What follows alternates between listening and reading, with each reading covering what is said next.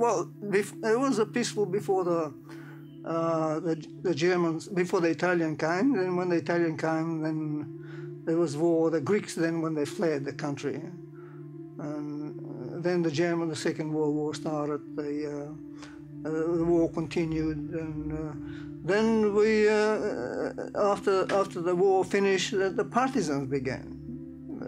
The guerrilla warfare began.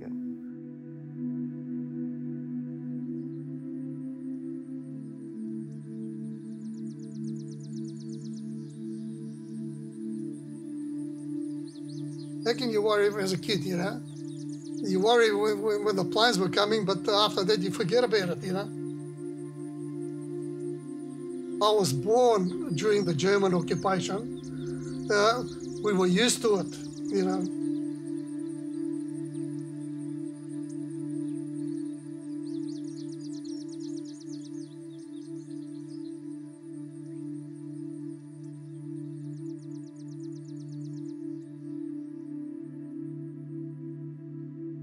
I remember one day getting dark in the evening, and the partisans start descending the hill, coming into the village. A whole, I don't know, 300 of them maybe coming into the village. That was the beginning of the partisans.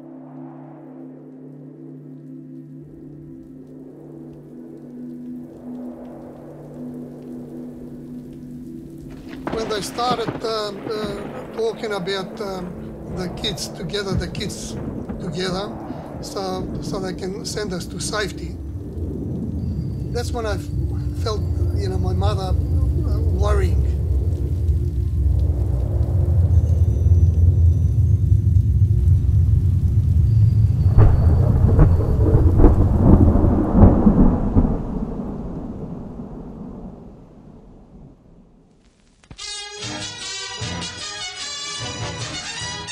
The Security Council hears the case of Greece. Mr. Saldaris, the Premier, charges Yugoslavia, Bulgaria and Albania with inciting a leftist rebellion.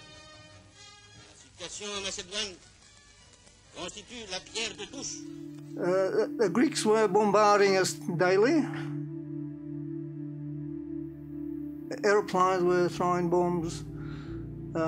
Cannons from Nevolanese to bombarding our villages. We were never a peaceful day.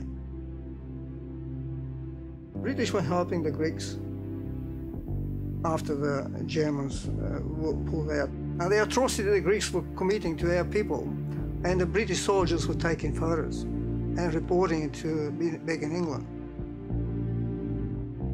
My uncle, Vujko Stoyan, his name is, and my mother, they are children of a Greek father. The police came from Selo Breznica, and they took my uncle away for him to become an informer about the villagers in the village, who is with the partisans. And my uncle told them, look, says, I'm just a farmer, I don't know anything about it.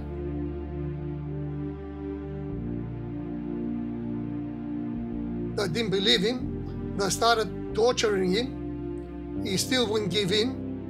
After a while, they told him, we're going to castrate you, which they did, because they told him, you don't deserve to have any more children because you are not Greek anymore.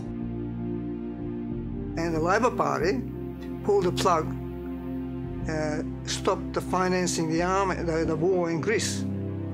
Then it was 1947. Then the Americans stepped in. They gave them $450 million to the Greeks then, and supplied them with arms and bombs, and were out killing our people. The Americans were killing us. They were throwing napalm bombs, where even the rocks were burning. They hit us with everything.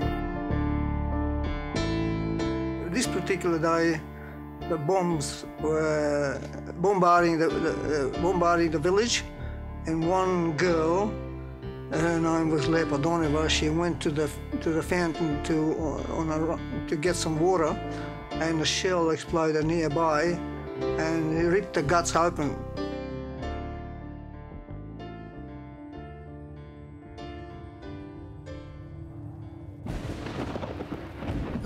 Each mother was asked if they wanted to send their children. My grandfather insisted that I go, and I didn't want to go. He said to me, you gotta go because you know no fear, and you quite easily get killed in a war, and you see there's no education here. He said, I advise you should go. I said, well, let my sister go, and I stayed. He said, no, you go.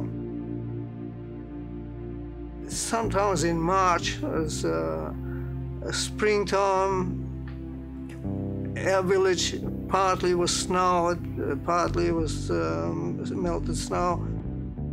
We had an older person, a girl of 14, 15, in charge, or some older women in charge for 10 people, 10 kids. And we took off during the day, but then they decided to go during the night so the airplanes can't see us. We were holding on to their dress, you know. We reached Prespa, up on the hills and the mountains, and I could remember watching Lake Prespa. I was amazed seeing so much water. I've never seen so much water. And the sun was shining on the water. It was like millions of meters flopping in the air. I was amazed with that. And from there, they sort of they split us up. Some kids in Romania, some kids in stayed there, other kids in the Hungary, the Czech Republic. My brother and I were in Begalci. My father was in Australia. My grandfather and mother, they were back at the village. And my sister in Poland were in 5 countries. Well, they told us that it only temporarily, after 2 or 3 months, we're gonna come back.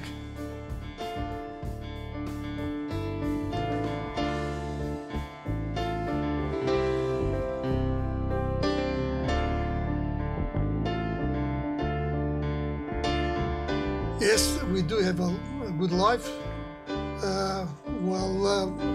You've got freedom to express yourself, what you are and everything.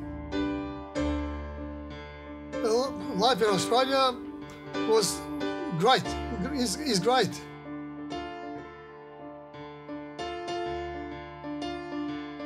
In my village, by my information, it was 264 kids from the 14 and under. I wish I could remember more when we were going out. I wish my cousin was alive. The world has to know that the terror we went through.